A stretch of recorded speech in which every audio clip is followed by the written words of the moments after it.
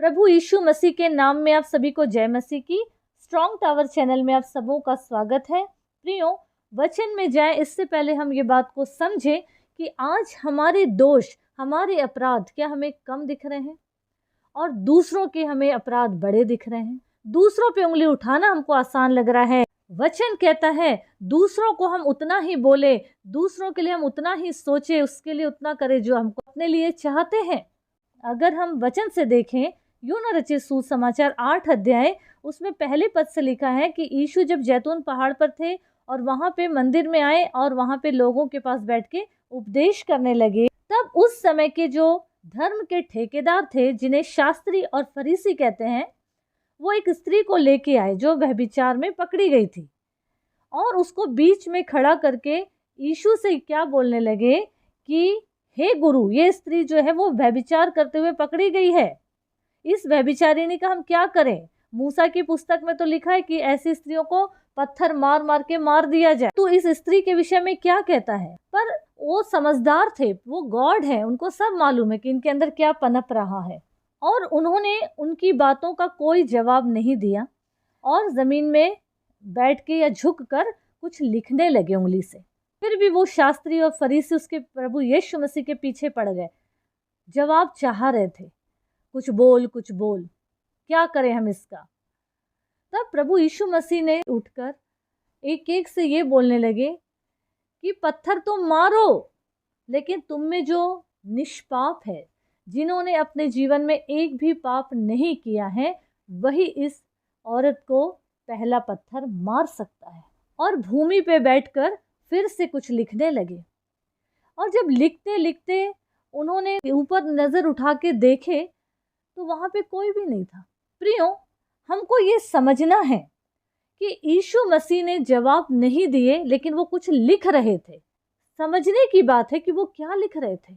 तो प्रियो, आज हम देखें कि प्रभु यीशु मसीह अंतर्यामी है, वो खुदा है, वो गॉड है, उन्होंने सृष्टि को बनाया है।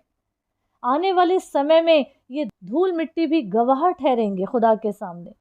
तो जो सृष्टि करता है उनको तो सभी मालूम है कि कौन कैसा है।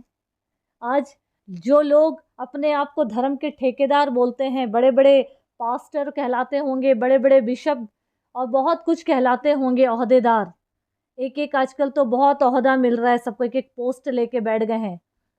लेकिन हमको ये समझना है कि परमेश्वर ऊपरी लिबास को या ऊपरी तन को नहीं देखता है। परमेश्वर पिता प्रभु यीशु मसीह मन को तौलते हैं।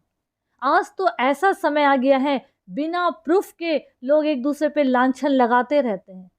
ऐसा तो वो इंसान भी लांछन लगा सकता है जिसके ऊपर लगाया जा रहा है। बिना सबूत के कोई किसी को कुछ भी बोल सकता है, लेकिन जो धीरज धर रहा है उसके और भी लोग उसके सब्र के इम्तिहान लेते हैं।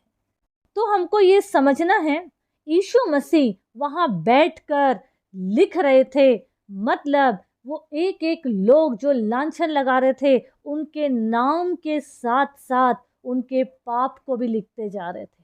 जब एक एक लोग अपना नाम पढ़ रहे और अपने गुनाह और पाप को पढ़ते जा रहे कि हमने क्या क्या किया है, तो एक एक वहाँ से निकल गए सब। और उसके बाद आखिरी में जब यीशु मसीह ने अपने सर को उठाए, देखे तो वहाँ कोई भी नहीं था।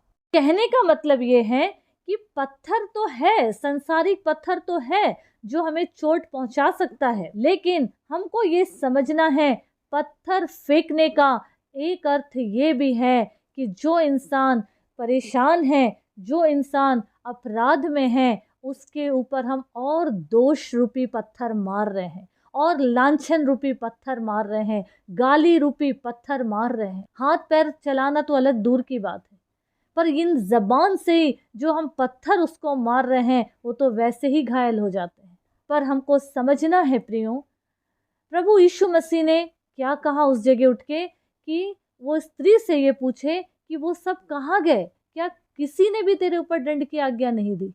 उस स्त्री ने कहा किसी ने भी नहीं प्रभु। यीशु मसीह ने वहाँ पे क्या कहा?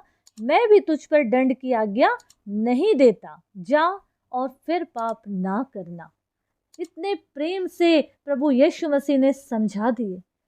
तो क्या आज हम अपने इस ज़बान से प्रेम को नहीं छलका सकते? प्रेम नहीं बांट सकते हैं क्या? क्योंकि वचन खुद कहता है कि सब ने पाप किया और परमेश्वर की महिमा से रहित है। मतलब परमेश्वर की नज़रों में कोई भी धार्मिक, कोई भी पवित्र नहीं है। प्रभु यीशु मसीह ने क्यों एक एक मानव जाति के लिए जान दिया? उन्होंने एक एक करके किनारे क्यों नहीं रखे कि जाओ तुम्हारे लिए मैं जान नहीं दे रहा हूँ, तुम धार्मिक हो, तुम पवित्र हो। जब उन्होंने भेदभाव नहीं किए तो हम आप कौन होते हैं भेदभाव करने वाले? आज जो पाप में डूबते जा रहे हैं, गुनाह अपराध में हैं, जवान हो सकते हैं, बच्चे हो सकते हैं, बुजुर्ग हो सकते हैं, अंदर के हो सकते हैं, बाहर के हो सकते हैं। हमको ये समझना है, आज प्रभु ने ये ज़बान दिए हैं तो इससे मीठा जल ही निकालिए, क्योंकि शैतान का जो समय चल रहा है पृथ्वी में, यहाँ पे बहुत ज़रूरी है प्रेम, इंसानियत, मानवता दिखाना है हमको, ताकि परमेश्वर का, प्रभु यीशु मसीह का ये वचन पूरा हो जाए कि जा, मैं भी तुझ पे दंड की आज्ञा नहीं देता, फिर से पाप मत करना। प्रभु ने अगर हमको अलग कर लिए हैं, हमें क्षमा कर दिए हैं, तो हम किसी को दंड देने का अधिकार नहीं रखते, क्योंकि परमेश्वर ने हमें न्यायाधीश बनाकर इस दुनिया में नहीं भेजे, क्योंकि वो खुद न्याय करने आने वाले हैं एक दिन। तो याद रखिए, हम एक दूसरे को समझाएं, वचन से सिखाएं और एक दूसरे की आत्मिक उन्नति का वजह बने, किसी के ठोकर का कारण ना बने। हम अपने अपराधों को पहले गिने, फिर जाके हम दूसरों को देखें। इसीलिए वचन कहता है कि अपनी आंख का लट्ठा हमको पहले निकालना है, तभी हम सामने वाले का आंख के तिनके को भली भांति देख सकेंगे, उसे सिखा सकेंगे, समझा सकेंगे। बड़े बड़े लोग प्रचार करते हैं, बड़े बड़े लोग सेमिनार चला रहे हैं, लेकिन क्या आज उनके अंदर पवित्रता है या नहीं, ये खुदा जानता है और वो इंसान जानता है। उस व्यभिचारिणी स्त्री की क्या मजबूरी होगी कोई नहीं जानता, पर पत्थर सबने उठाया। उसकी मजबूरी को जानने की कोशिश किसी ने नहीं किया, पर लांछन लगाने के लिए सब खड़े हो गए। लेकिन किसने समझा उसको? प्रभु यीशु ने। इसीलिए प्रभु के चरणों में आइए, अपने अपराधों को प्रभु के सामने मानिए, उसे छोड़ दीजिए, ताकि हम पर दया की जाए। आज से हम किसी पे उंगली ना उठाएं, अपने अपराधों की क्षमा हम पहले प्रभु से पाएं, और अपने जीवन के लिए, दूसरों के जीवन के लिए और प्रभु की महिमा के लिए हम हर पल हर क्षण आगे बढ़ते चले जाएं। प्रभु यीशु मसीह इस वचन के द्वारा हम सबों को बहुतायत की आशीष दे। आमीन, आमीन।